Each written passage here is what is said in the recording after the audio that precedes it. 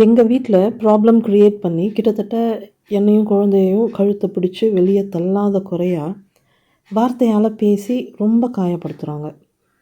வேறு வழி இல்லாமல் 2008 டிசம்பரில் நான் இவர்கிட்ட பேசிவிட்டு தனியாக வீடு பார்க்க சொல்கிறேன்.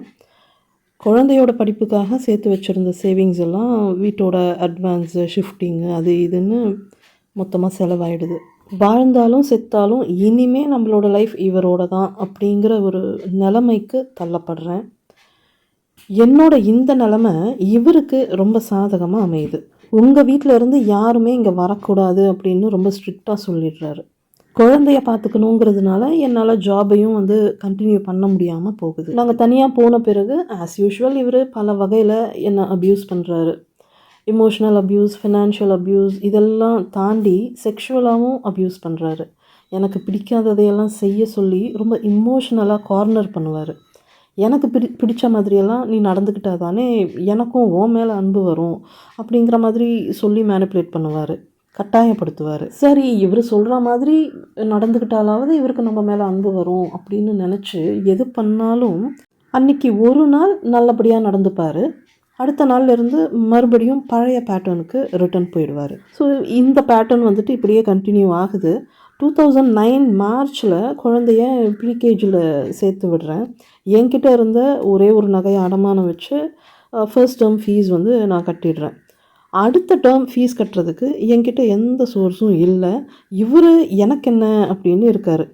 வீட்டோட வாடகையை கட்டுறதை தவிர வேறு எந்த கமிட்மெண்ட்டும் அவர் எடுத்துக்கவே தயாராக இல்லை. 2009 மார்ச்சில் குழந்தையோட ஸ்கூல் அட்மிஷன் ஃபார்மாலிட்டிஸ் எல்லாம் முடித்து ஒரு வாரம் இல்லை 10 நாளைக்குள்ளே என்னோடய அப்பா ரோடு ஆக்சிடெண்ட்டில் இறந்து போகிறாரு. அதுக்கப்புறம் அம்மா சின்ன தங்கச்சியை வச்சுக்கிட்டு இங்கே சென்னையில் தனியாக இருக்கிறது சேஃப் இல்லை அப்படின்னு சொல்லிட்டு ஊர்லேயே போய் செட்டில் ஆகிடுறாங்க. குழந்தைக்கு பால் வாங்க கூட காசு இல்லாமல் கஷ்டப்படுற அளவுக்கு இங்கே எங்களோட அந்த ஃபினான்ஷியல் க்ரைசிஸ் ரொம்ப மோசமாகிக்கிட்டே போகுது. இந்த லட்சணத்தில் குழந்தைக்கு குலதெய்வம் கோயிலில் வச்சு மொட்டை அடித்து காது குத்தணும்னு எங்கள் அம்மா சொல்கிறாங்க அப்படின்னு இவர் என்கிட்ட சொல்கிறாரு. அம்மாவையும் தங்கச்சியையும் இன்வைட் பண்ண சொல்கிறாரு. அப்போ தானே அவங்க செய்ய வேண்டிய முறைப்படி சீரெல்லாம் செஞ்சுட்டு போவாங்க. இவங்களுக்கு தேவைப்படும் போது எப்படி வேணால் இவங்க வளைஞ்சிப்பாங்க. அம்மாவும் தங்கச்சியும் முறைப்படி செய்ய வேண்டிய சீர்வரிசையெல்லாம் வச்சுட்டு நல்லபடியாக விசேஷத்தை முடிச்சு கொடுத்துட்டு போகிறாங்க. ஆனால் எங்கள் சைடில் செய்ய வேண்டிய செலவுக்கு இவர் எந்த கமிட்மெண்ட்டும் எடுத்துக்கலை. நான் ஒரு இடத்துல கடன் கேட்டு வச்சுருந்தேன், அவங்க இப்போ கையில் கேஷ் இல்லைன்னு சொல்லிட்டாங்க அப்படின்னு சொல்லி கடைசி நிமிஷத்தில் ரொம்ப கூலாக கை கழுவிட்டார். என்னோட தாலியில் கோத்திருந்த ஒரு கால் காசை கழட்டி அடமானம் வச்சுட்டு அந்த ஃபங்க்ஷனுக்கு தேவையான செலவையெல்லாம் நானே பார்த்துக்கிறேன். தாலியில் இருந்த ஒரே ஒரு கால் காசும் போயிடுச்சு. தாலி மட்டும்தான் பாக்கி இருக்குது. இப்போது குழந்தையோட செகண்ட் டேர்ம் ஸ்கூல் ஃபீஸ் கட்டுறதுக்கு என்கிட்ட வேறு எந்த சோர்ஸுமே இல்லை. குழந்தைய கூட வச்சுக்கிட்டு பால் வாங்கக்கூட காசு இல்லாமல், ஸ்கூல் ஃபீஸ் கட்ட வழி இல்லாமல் எதுவுமே பண்ண முடியாது. இவ்வளோ நெருக்கடியான சூழ்நிலையில் கூட இவர் மட்டும் அடிக்கடி ட்ரிங்க்ஸ் பண்ணிவிட்டு வீட்டுக்கு வருவார். எதுக்கு இப்படி பண்ணுறீங்கன்னு கேட்டால், ஏன் இஷ்டம், நான் என்ன வேணாலும் பண்ணுவேன், உனக்கு பதில் சொல்ல வேண்டிய அவசியம் எனக்கு இல்லைன்னு சொல்லிடுவார். இவருக்கு ஸ்மோக்கிங் ஹேபிட்டும் இருந்தது, செயின் ஸ்மோக்கர். ஒரு நாளைக்கு 2-3 பேக்கெட் காலி பண்ணுவார். ட்ரிங்க்ஸுக்கும் சிகரெட்டுக்கும் கணக்கு பார்க்காம செலவு பண்ணுவார். ஆனால் வீட்டுக்கும் குழந்தைக்கும் செலவு பண்ணுறதுக்கு காசு இல்லைன்னு சொல்லிடுவார். வேலைக்கு போயே ஆகணும் அப்படிங்கிற ஒரு கட்டாய சூழ்நிலையை உருவாக்குறாரு. பட் குழந்தைய வச்சுக்கிட்டு எப்படி வேலைக்கு போகிறதுன்னு இவர்கிட்ட டிஸ்கஸ் பண்ணாலும் அதை பற்றி இவர் எதுவுமே பேசாமல் சைலண்ட்டாக இருப்பார். எந்த ஐடியாவும் ஒப்பீனியனும் சொல்லவே மாட்டார். குழந்தைக்கு ஸ்கூலில் டிசி வாங்கிட்டு வேலூரில் எங்கள் அம்மா கிட்ட கொண்டு போய் விட்டுட்டு நான் வேலைக்கு போகிறேன் அப்படின்னு சொன்னதுக்கும் சைலண்ட்டாக இருக்கார். குழந்தைய ஊரில் கொண்டு போய் விட்டுட்டு நான் வேலைக்கு போகிறது தான் பெட்டர் அப்படின்னு வேறு வழியே இல்லாமல் அப்படி ஒரு பெயின்ஃபுல்லான டெசிஷனை நான் எடுக்கிறேன். அம்மா கிட்ட பேசிவிட்டு குழந்தைய ஊரில் கொண்டு போய் விட்டுட்டு அவனோட செலவுக்கு அம்மா கையில் கொஞ்சம் கேஷும் கொடுத்துட்டு வந்துடுறேன். நான் இங்கே வேலையில் ஜாயின் பண்ணுறேன். பட் குழந்தைய பிரிஞ்சிருக்கிறதுனால அவனை நினச்சி ஒரு பக்கம் டெய்லியும் அழுதுகிட்டே இருப்பேன். குழந்தையோட படிப்பை பற்றி கூட இவருக்கு எந்த அக்கறையும் இல்லை. அவனோட படிப்பு கெட்டாலும் பரவாயில்லன்னு இவ்வளோ செல்ஃபிஷாக செல்ஃப் சென்ட்ரிக்காக தான் இவர் அப்போலேருந்தே இருந்தார். பட் என்னால் ப்ராப்பராக எந்த டெசிஷனும் எடுக்க முடியாமல் போனதுக்கும் எனக்கு ஃபேமிலி சப்போர்ட் இல்லாமல் போனது தான் பேசிக் ரீசனாக இருந்தது. எப்படியாவது இந்த ரிலேஷன்ஷிப்குள்ளே இருந்துக்கிட்டு என்னால் என்ன பண்ண முடியும்னு மட்டும்தான் என்னால் யோசிக்க முடிஞ்சது. டூ ஆர் டை அப்படிங்கிற சிச்சுவேஷனில் நான் எடுத்த முடிவுகள் எனக்கும் என்னோடய குழந்தைக்கும் சாதகமாக அமையலை. நாங்கள் அப்போதைக்கு இருந்த வீடு பார்த்திங்கன்னா 10க்கு 10 ரூம், ஒரே ஒரு குட்டி கிச்சன், ஒரு ஆள் நின்று சமைக்க முடியும், அவ்வளோதான். அப்புறம் 4 போர்ஷனுக்கும் சேர்த்து ஒரே ஒரு காமன் டாய்லெட் பாத்ரூம் இருந்தது. அந்த டாய்லெட் பாத்ரூமுமே இருளடைஞ்சு போயிருக்கும். அங்கே வந்துட்டு செவரை சுற்றி ஏகப்பட்ட கரப்பாம்பூச்சிங்க மேய்ஞ்சிக்கிட்டு இருக்கும். அந்த பாத்ரூமில் குழந்தைய குளிக்க வைக்கும் போதெல்லாம் பயந்து அலறுவான். எனக்குமே ரொம்ப பயமாக தான் இருக்கும். 1, 2 கரப்பாம்பூச்சி இருந்தால் பரவாயில்ல, ஏகப்பட்ட கரப்பாம்பூச்சிங்க கிடக்கும். எவ்வளோ தான் ப்ளீச்சிங் பவுடர் போட்டு வாஷ் பண்ணினாலும் அது ஒழியவே ஒழியலை. அதுக்கு பயந்துக்கிட்டே குழந்தை நான் கூட வராமல் பாத்ரூம் போகிறதுக்கு கூட பயப்படுவான். நாங்கள் இல்லாதப்போ அவன் தனியாக வீட்டுக்குள்ளே இருந்துக்கிற அளவுக்கு அவனுக்கு அந்த வீடும் சேஃப்டி கிடையாது. நான் ஊருக்கு கூட்டிகிட்டு போய் அவனை எங்கள் அம்மா வீட்டில் விட்டதுக்கும் இதுதான் மெயின் ரீசன். நான் வேலைக்கு ஜாயின் பண்ணதும் ஒரு 2 மந்த்ஸ் கழித்து வேறு ஒரு நல்ல வீடாக பார்த்து மறுபடியும் ஷிஃப்ட் பண்ணுறோம். அதுவும் குட்டி வீடு தான், பட் நல்ல வெளிச்சமாக காத்தோட்டமாக வீடு இருந்துச்சு. ஒரு சின்ன ஹால், குட்டி கிச்சன், அப்புறம் ஒரு அட்டாச்டு டாய்லெட் பாத்ரூம். மொட்டை மாடியில் வீடு இருந்ததுனால வெளியே நிறைய ஸ்பேஸ் இருந்தது. வீடு பிரச்சனை ஒரு வழியாக முடிவுக்கு வருது. மந்த் எண்டில் ஒரு 2 டேஸ் லீவ் போட்டுட்டு ஊருக்கு போயிட்டு குழந்தைய பார்த்துட்டு வருவேன். ஒரு சில மாதங்கள் இப்படியே போயிட்டு இருந்தது. சம்மர் ஸ்டார்ட் ஆகுது. நான் வந்துட்டு ஆஸ் யூஷுவல் குழந்தைய பார்க்க ஊருக்கு போகிறேன். சம்மர் டைமில் எப்போவுமே குழந்தைக்கு வந்துட்டு உடம்பெல்லாம் வேர்க்குரு வந்துடும். டெய்லி 2 வேளையும் நைசில் போட்டு விடலைன்னா ரொம்ப மோசமாயிடும். அதே மாதிரி நான் ஊருக்கு போய் பார்க்கும்போது குழந்தைக்கு உடம்பெல்லாம் வேர்க்குரு வந்து ரொம்ப மோசமாக இருந்துச்சு. காதுக்கு பின்னாடி மடிப்பு கிட்டெல்லாம் வேர்வை அதிகமாக சேரும் இல்லையா? ஸோ அந்த இடமெல்லாம் புண்ணாயிட்டு இருந்தது. பார்த்ததும் எனக்கு பதறி போச்சு. ஏம்மா குழந்தை உடம்பெல்லாம் இப்படி பொங்கி போயிருக்கு, காது கிட்டெல்லாம் புண்ணாகவே ஆயிடுச்சு, நைசில் போட்டு விடலையா அப்படின்னு எங்கள் அம்மா கிட்ட கேட்டால், நைசில் இல்லை அதனால் போட்டு விடலை அப்படின்னு ரொம்ப விட்டேத்தையாக பதில் சொல்கிறாங்க. தெருவிலேயே ஒரு 5-6 வீடு தள்ளி கடை இருக்குது. குழந்தைகிட்ட காசு கொடுத்து விட்டுருந்தா கூட அவனே போய் வாங்கிட்டு வந்திருப்பான். இல்லைனா இவங்க காய்கறி வாங்குறதுக்கு கடைக்கு போகும்போது இவங்களே கூட பவுடரும் சேர்த்து வாங்கிட்டு வந்து போட்டு விட்டுருக்கலாம். ஆனால் கொஞ்சம் கூட கன்சர்னே இல்லாமல் இவங்க இந்த மாதிரி பதில் சொன்னதும் அதுக்கு மேலே நான் அவங்கக்கிட்ட எதுவுமே பேசிக்கலை. குழந்தைய எப்படியாச்சும் நம்மளே பார்த்துக்கலாம் அப்படின்னு முடிவு பண்ணி மறுநாள் காலையில் நான் அவனையும் கூட்டிக்கிட்டு சென்னைக்கு ரிட்டர்ன் வந்துடுறேன். நான் காலையில் சமைச்சு முடிச்சுட்டு குழந்தைக்கு தேவையானதெல்லாம் ஈவினிங் வரைக்கும் அவன் எப்பப்போ என்னென்ன சாப்பிடுவானோ அதெல்லாம் தனித்தனி கப்பில் போட்டு அவன்கிட்ட சொல்லி வச்சுட்டு நான் கிளம்பிடுவேன். இவர் ஃபீல்ட் ஒர்க்கில் இருந்ததுனால அப்பப்போ இவருக்கு டைம் கிடைக்கும் போதெல்லாம் வீட்டுக்கு வந்துட்டு குழந்தைய பார்த்துட்டு போவார். சில சமயம் பக்கத்தில் எங்கேயாவது வேலை இருந்தால் இவனை வண்டியில் கூடவே வச்சுட்டு போயிட்டு வருவார். லாங் போகிற மாதிரி இருந்தால் வீட்டில் விட்டுட்டு போயிட்டு வருவார். கீழே இருந்த டெனன்ஸும் கொஞ்சம் சப்போர்ட்டாக இருந்தாங்க. குழந்தை தனியாக வீட்டில் இருக்கிற சமயத்தில் அடிக்கடி வந்து என்ன பண்ணுறான் அப்படின்னு பார்த்துட்டு போவாங்க. குழந்தையும் நான் வச்சுட்டு வரதையெல்லாம் அவனே எடுத்து சாப்பிட்டுட்டு டிவி பார்த்துக்கிட்டு வீட்டுக்குள்ளேயே இருப்பான். அது மொட்டை மாடிங்கிறதுனால வெளியே வந்து எட்டி பார்க்கக்கூடாது, எட்டி பார்த்தா கீழே விழுந்து அடிபட்டுரும் அப்படிங்கிறத நான் அவன்கிட்ட சொல்லி வச்சுருந்தேன்.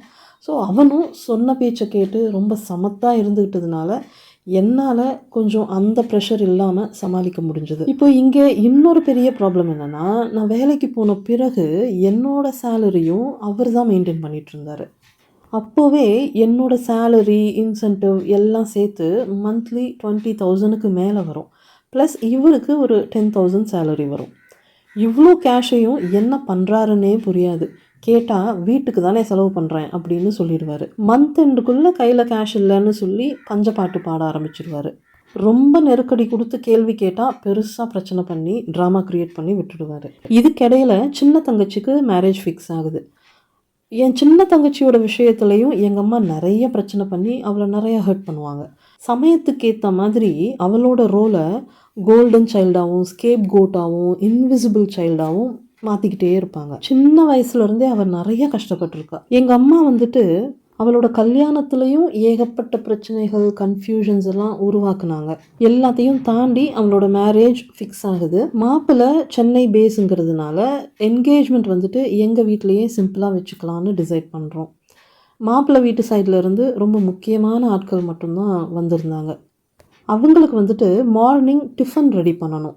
அந்த சின்ன செலவ பார்க்கறதுக்கு கூட என் கையில காசு இல்ல. அவளுக்காக என்னால பெருசா எதுவும் பண்ண முடியல அப்படின்னாலும், அந்த சின்ன செலவையாவது எப்படியாவது சமாளிக்கணும்னு சொல்லி, கையில போட்டிருந்த மோதிரத்த அடமானம் வச்சு செலவு பண்றேன். எப்படியாவது போராடி மூட்டு வீட்டுக்கு கொண்டு வர நகையெல்லாம் மறுபடியும் ஹிந்தி படிக்க போயிரும். என்னோட நகையெல்லாம் என்கிட்ட இருந்தத விட சேட்டு கடையில தான் பத்திரமா இருக்கும். ஸோ அந்த டைம்ல மறுபடியும் என்னோட மோதிரத்த அடமானம் வச்சு என்கேஜ்மெண்ட்க்கு தேவையான செலவையெல்லாம் பார்த்து முடிக்கிறேன். பட் அதுக்கப்புறம் தனி ஆளா நின்னு அவளோட மேரேஜ்க்கான அத்தனை அரேஞ்ச்மெண்ட்ஸும் அவளே தான் பார்த்துக்கிட்டா. அவ சம்பாதிச்சு சேர்த்து வச்ச காசுல தான் அவளோட கல்யாண செலவை எல்லாம் அவ கவனிச்சுக்கிட்டா. இன்னொரு தங்கச்சிக்கும் பர்சனலாக நிறைய ஃபேமிலி இஷ்யூஸ் இருந்தது. ஸோ அவளாலையும் அவளோட ஹஸ்பண்டை மீறி எதுவும் பண்ண முடியாது. என்னோட சிச்சுவேஷனில் என்னாலையும் எதுவும் பண்ண முடியலை. அவளோட மேரேஜ் முடிஞ்ச பிறகு அம்மா தனியாக வேலூரில் இருக்க முடியாதுன்னு சொல்லி எங்கள் கூட வந்துட்டு ஸ்டே பண்ணுறாங்க. இருக்கிற பிரச்சனை பத்தாதுன்னு அவங்க ஒரு பக்கம் டெய்லி ஏதாவது ப்ராப்ளம் க்ரியேட் பண்ணிக்கிட்டே இருப்பாங்க. ஃபார் எக்ஸாம்பிள், ஒரு நாள் காலையில் நான் வந்து ஆஃபீஸ் கிளம்பிட்டு அவசரமாக சாப்பிட்டுக்கிட்டு இருக்கேன். எங்கள் அம்மா வந்துட்டு தேவையில்லாமல் ஆஸ் யூஷுவல் எதோ பேசி பிரச்சனை பண்ணிக்கிட்டு இருக்காங்க. சம்மந்தமே இல்லாமல் திடீர்னு உங்கள் அப்பா உன்னால தான் செத்தாருன்னு சொல்லி பைத்தியக்காரத்தனமாக பேசுகிறாங்க. உங்கள் அப்பாவை கொன்னது பத்தலைன்னு அடுத்து என்ன கொல்ல பார்க்குறியா அப்படின்னு பேசுகிறாங்க. எனக்கு இவங்க இந்த மாதிரியெல்லாம் பேசுனதுமே தூக்கி வாரி போட்டுச்சு. அவங்க அவ்வளோ பெரிய வார்த்தையை சொன்னதும் எனக்கு பேனிக் அட்டாக் வருது. உடம்பெல்லாம் நடுங்குது. என்ன பேசுகிறேன்னு தெரிஞ்சு தான் பேசுகிறியாமா, எதுக்கு இந்த மாதிரியெல்லாம் பேசி என்னை நோகடிக்கிற அப்படின்னு கேட்டு அழறேன். பண்ணுறதெல்லாம் பண்ணிவிட்டு சும்மா அழுது ட்ராமா பண்ணாத, பேசாமல் சாப்பிட்டுட்டு கிளம்பு அப்படின்னு சொல்லிட்டு அவங்க போய் வெளியே உட்காந்துட்டாங்க. பத்தாததுக்கு என்னோடய ஹஸ்பண்ட் ஏதாவது பிரச்சனை பண்ணும்போதெல்லாம் அவரோட சேர்ந்துக்கிட்டு இவங்க இன்னும் அதிகமாக பேசுவாங்க. பிரச்சனையை இன்னும் பெருசாக்கி விட்டுருவாங்க. 2 பேரோட இந்த டார்ச்சரையும் சமாளிக்க முடியாமல் என்னோடய ஸ்ட்ரெஸ் அதிகமாகிக்கிட்டே போகுது. அடுத்த அகாடமிக் இயரும் வருது. குழந்தைய எல்கேஜியில் சேர்க்கறதுக்கு கூட காசு இல்லாத அளவுக்கு ஃபினான்ஷியல் அப்யூஸ் கண்டினியூ ஆகுது. குழந்தையோட படிப்புக்கு கூட என்னால் எதுவும் செய்ய முடியலையே அப்படிங்கிற அந்த ஒரு பயம், பதட்டம் இதெல்லாம் இன்னும் அதிகமாகுது. இப்படியே பல மாதம் ஓடுது. அடுத்த அகாடமிக் இயர் நெருங்க ஆரம்பிக்குது. ஸோ குழந்தைய யூகேஜியில் எப்படியாவது சேர்த்தே ஆகணும் அப்படின்னு முடிவு பண்ணுறேன். இனிமேல் வீட்டு செலவையும் குழந்தையோட படிப்புக்கான செலவையும் நானே பார்த்துக்கிறேன் அப்படின்னு ஸ்ட்ரிக்டாக இவர்கிட்ட சொல்லிவிட்டு என்னோடய சேலரியை நானே மெயின்டைன் பண்ண ஆரம்பிக்கிறேன். இவருக்கு அகெயின்ஸ்டாக நான் இப்படி ஒரு டெசிஷன் எடுத்ததுனால இவர் மறுபடியும் பேசிவ் அக்ரெசிவ் மோடுக்கு போகிறாரு. இவர் பண்ணுற அப்யூஸோட லெவல் இன்னும் அதிகமாகுது. குழந்தையோட நல்லதுக்காக இந்த அப்யூஸையெல்லாம் நம்ம தாங்கி தான் ஆகணும் அப்படின்னு என்னோடய மனசை நானே திடப்படுத்திக்கிறேன். ஒரு 2-3 மாதம் கஷ்டப்பட்டு போராடி அந்த கேஷை வந்துட்டு இவர்கிட்டே இருந்து காப்பாற்றி சேவ் பண்ணி எடுத்து வச்சு ஒரு வழியாக குழந்தைய யூகேஜியில் சேர்க்குறேன். மார்னிங் அவனை ஸ்கூலில் கொண்டு போய் ட்ராப் பண்ணிவிட்டு நாங்கள் ஆஃபீஸ் கிளம்பி போயிடுவோம். ஈவினிங் இவர் போயிட்டு குழந்தைய ஸ்கூல்லேருந்து கூட்டிகிட்டு வந்து வீட்டில் விட்டுடுவார். எங்கள் லைஃப் இப்படி போயிட்டு இருக்குது. நாளுக்கு நாள் எங்கள் அம்மாவோட டார்ச்சர் அதிகமாகிட்டே போகுது. ஒரு ஸ்டேஜுக்கு மேலே என்னால் இவங்களோட அப்யூஸை தாங்கிக்கவே முடியலை. உனக்கு என் கூட இருக்க பிடிக்கலைன்னா உனக்கு எங்கே பிடிச்சிருக்கோ அந்த இடத்துல போய் இருந்துக்கோ, தேவையில்லாமல் என்னை போட்டு டார்ச்சர் பண்ணாத அப்படின்னு நான் அவங்கக்கிட்ட சொல்கிறேன். நான் ஒன்றும் உனக்காக இங்கே இல்லை, குழந்தைய பார்த்துக்கிறதுக்காக தான் நான் இங்கே இருக்கேன் அப்படின்னு எங்கள் அம்மா என்கிட்ட சொல்கிறாங்க. குழந்தைய பார்த்துக்கிறதுக்கு உன்னோட ஹெல்ப் வேணும்னு நான் உன்கிட்ட கேட்கவே இல்லை. அவனை எப்படி பார்த்துக்கிறதுன்னு எனக்கு தெரியும்.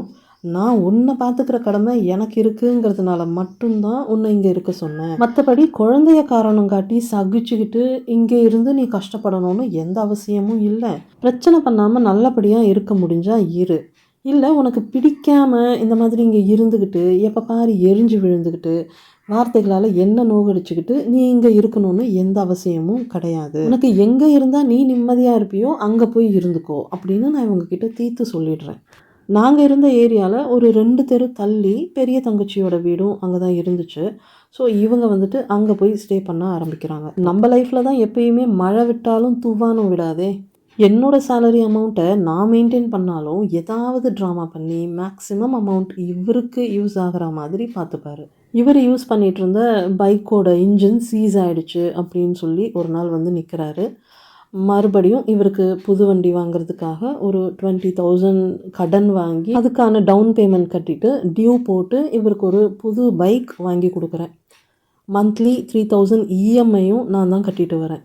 ஒரு நாள் லீவ் டைமில் பீரோவை க்ளீன் பண்ணிகிட்டு இருந்தேன். குழந்தையோட அருணாக்கொடி, காப்பு, என்னோட பழைய கொலுசு, மெட்டி இந்த மாதிரி பழைய வெள்ளி நகையெல்லாம் ஒரு பாக்ஸில் போட்டு வச்சுருந்தேன். பீரோ க்ளீன் பண்ணிட்டு இருந்த சமயத்தில் அந்த பாக்ஸ் கையில் எடுக்கும்போது வெயிட்லெஸ்ஸாக இருந்தது.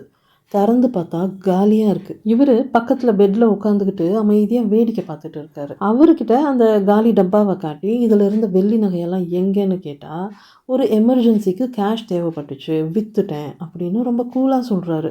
ஏன் எதுக்குன்னு கேள்வி கேட்க போய் மறுபடியும் அது பெரிய பிரச்சனையில் போய் முடியுது. ஆனால் ஆஸ் யூஷுவல் இந்த பிரச்சனைக்கும் எந்த சொல்யூஷனும் கிடைக்காம அப்படியே தொங்கலில் முடியுது.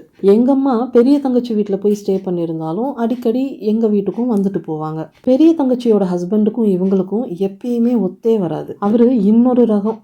ஏதாவது நக்கலா குத்தலா பேசிக்கிட்டே இருப்பார். அவர் பேசுகிறதையெல்லாம் கேட்டுக்கிட்டு இருக்க முடியலன்னு சொல்லி டென்ஷன் ஆகி என்கிட்ட வந்து புலம்பிட்டு போவாங்க. ஒரு நாள் ஏதோ ரொம்ப பேசிட்டாருன்னு சொல்லி எங்கள் வீட்டுக்கு வந்துட்டு, எனக்கு அங்கே போகவே பிடிக்கல, என்னோட தொண்டையில் ஒரு வாய் சோறு கூட இறங்க மாட்டேங்குது அப்படின்னு சொல்லி ஒரே அழுக. இவங்க அழறதை பார்த்து லூசுத்தனமாக மறுபடியும் மனசு மாறி, சரி உனக்கு அங்கே போக பிடிக்கலன்னா நீ இங்கேயே இருந்துக்கோ அப்படின்னு நான் இவங்கக்கிட்ட சொல்லிடுறேன். இந்த மாதிரி ஆட்கள் போடுற இந்த ட்ராமாவை நம்பி மறுபடியும் மறுபடியும் இவங்களை மன்னிச்சு ஏற்றுக்கிறது எவ்வளோ பெரிய மடத்தனம் அப்படிங்கிறதுக்கான ப்ரூஃபாக எங்கள் அம்மா செம்மையாக ஒரு காரியம் பண்ணாங்க.